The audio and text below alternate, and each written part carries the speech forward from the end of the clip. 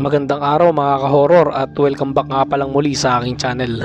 Nandito na naman nga pala tayo sa bagong episode ng Kwentong Agimat. Balik kahapon nga ay nag-upload ako ng isang video at ito ay patungkol sa Batong Kidlat. Ito ay pagmamay-ari ni John Kelly Andres o mas kilala sa alias na Divine Master. Sa video kasi na in-upload ko kahapon ay kine-claim ni John Kelly Andres na yung kanya raw na Batong Kidlat ay legit. Base kasi ron sa testingan na isinend niya sa akin ay pinapakita niya rito na kapag ka pinahiran ng tubig yung batong kidlat ay agad na natutuyo o inaabsorb ng bato yung tubig. Na kung ikukumpara naman natin ito doon sa normal na bato, kapag pinahiran ng tubig ay walang reaksyon na nangyayari. Mapapansin niyo naman mga ka-horror sa comment section na marami ang kontra at hindi naniniwala na ang batong tangan ni John Kelly Andres ay legit.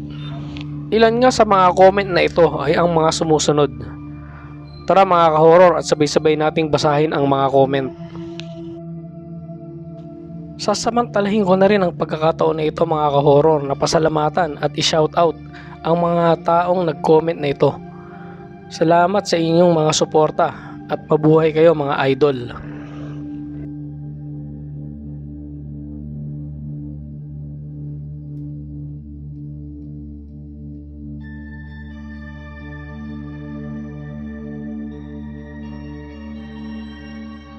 Napansin ko lang mga ka-horror na ilan sa mga comment ay sinasabing yung bato raw ay ininit o yung bato raw ay mainit, kaya nung pinahiran ng tubig ay agad itong natuyo. Napansin din pala ito ng nagmamay-ari ng Batong Kidlat na si John Kelly Andres, kaya agad siyang gumawa ulit ng testingan. At sa pagkakataon na ito ay tinesting niya yung normal na bato. Aktual niyang ininit ito sa kandila at tara panoorin natin kung ano ang nangyari doon sa batong pinainitan sa kandila. Dito nga sa video na to mga ka-horror ay kung ininit yung batong kidlat na sinasabi ni John Kelly ay hindi mo yang kayang hawakan ng ganyan, yung naka-close fist. Kasi sigurado mapapaso ka. So dito nga ay paiinitan na yung normal na bato sa kandila. So panoorin natin mga ka-horror.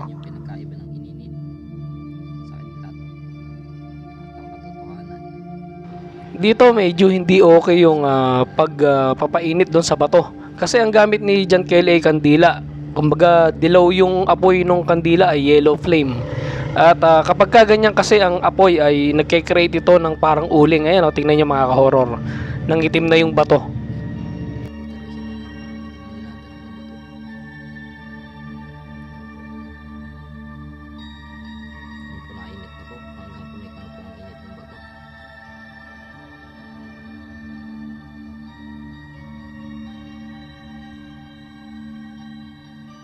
Yan kung makapansin nyo po, yung bato pong yan ay tutubig po siya ng usa. Ito po gaya ng kidlat. So kumpara po natin, lagyan po natin ng tubig. Dito nga ay nung pinahira ng tubig yung pinainitan sa kandila na bato ay parang dumulas lang yung tubig doon sa sa bato kasi nga meron siyang parang uling na gawa ng kandila. So yung tubig ay dumudulas lang doon sa mismong bato. Pero dito talaga makikita nyo ron sa sinasabi niyang batong kidlat, pag pinahiran niya ng tubig ayun natutuyo mga ka-horror. Ayan. So talagang natutuyo siya. Tapos sa apoy. Yan po, tingnan natin. Yan po, makikita nyo po. Wala po, hindi po mawala. Ito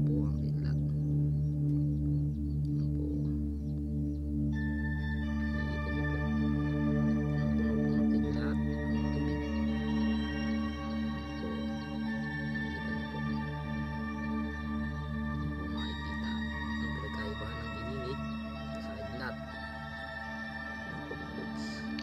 Actually mga ka-horror ay ginawa ko ring magpainit ng bato. Pero yung ginawa ko ay hindi katulad nung kay John Kelly Andres na pinainitan niya sa kandila. Kasi nagkakaroon ng uling yung bato eh. So ang tendency ng kapag pinahiran mo ng tubig, dudulas lang yung tubig dun sa parang pinakauling niya. So ako ay pinainitan ko yung bato sa mismong kalan. Kumbaga blue flame kasi yung ibinubuga ng kalan. Hindi siya magkakaroon ng uling dun sa bato. At inurasan ko ito halos lagpas 1 minuto yung itinagal niya ron sa pagpapainit doon sa apoy ng kalan.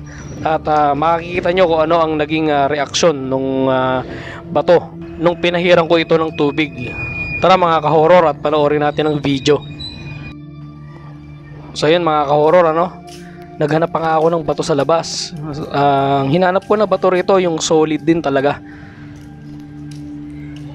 At yun yung nakita ko na bato. At yan yung paiinitan natin sa kalan. Yan mga ka-horror, kitang-kita nyo, solid yan. So tingnan natin kung ano ang mangyayari mga ka-horror. So dito nga mga ka-horror ay nilinis ko muna yung bato bago ko isalang dun sa kalan. Para talagang walang bahid ng anumang dumi yung bato bago isalang. At yun na nga mga ka-horror, isinalang ko na ron sa kalan At nilagyan ko siya ng timer. Bali, ang plano ko sana rito ay 1 minuto pero parang lumagpas pa siya ng 15 seconds. So, tingnan natin mga ka-horror. Intayin natin. Ayan, walang cut yan mga ka-horror Tingnan nyo kung ano mangyayari dun sa tubig mamaya kapag ipinahi dun sa bato. Ayan blue flame siya. So, hindi siya nagkikreate ng carbon o uling dun sa bato. Hindi siya nangingitim.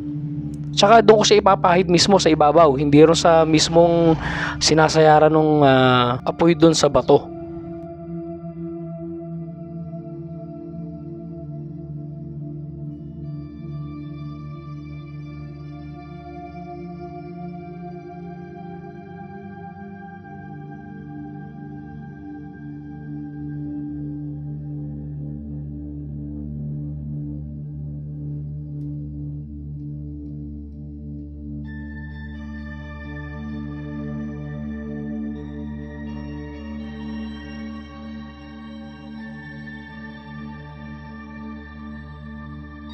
Dito nga ipapatayin ko na yung timer at papahiran na natin ng tubig yung bato. Take note mga ka-horror, pinatay ko rin yung kalan. Dito nga mga ka-horror ay itatry na nating pahiran ng tubig yung bato. At tingnan natin kung ano ang magiging reaksyon. So yun mga ka-horror, nakita nyo kumukulo. Sumusyok yung yung tubig. Kasi sobrang init ng bato mga ka-horror. Ibig sabihin kung pinainitan yung batong kidlat na sinasabi ni John Kelly, hindi niya kayang hawakan ng ng close fist. Sigurado mapapaso siya.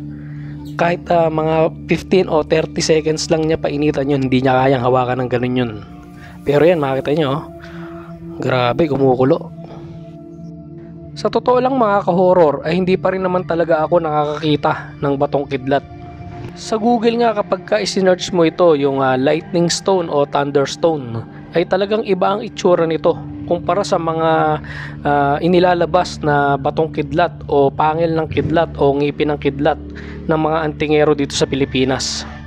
Pero gaya nga ng ibang antingero, sabi nga ni John Kelly Andres na ito ay nakakuha niya mismo sa pinagtamaan ng kidlat. At isa pa ay meron siyang ginawang testingan dito na sa tingin ko ay siya pa lang ang gumawa. Ayon pa nga kay John Kelly Andres, kaya nga lang daw niya ito pinagawa ng video sa akin ay para maipakita sa mga tao. At wala rin naman daw siyang planong palimusan ito. So nasa sa atin na lamang ito mga ka-horror kung tayo ay maniniwala o hindi. Pero sa ngayon mga ka-horror ay isa lang ang masasabi ko. Batong kidlat man o hindi, ang tanga ni John Kelly Andres ay siguradong may kakaiba sa batong ito. Hindi ito tulad ng mga batong napupulot ng mga antingero sa kung saan saan tapos sasabihin na may bisa ito. So hanggang dito na lang mga ka-horror, at samahan nyo akong muli sa mga susunod ko pang mga video patungkol sa agimat. Maraming salamat po.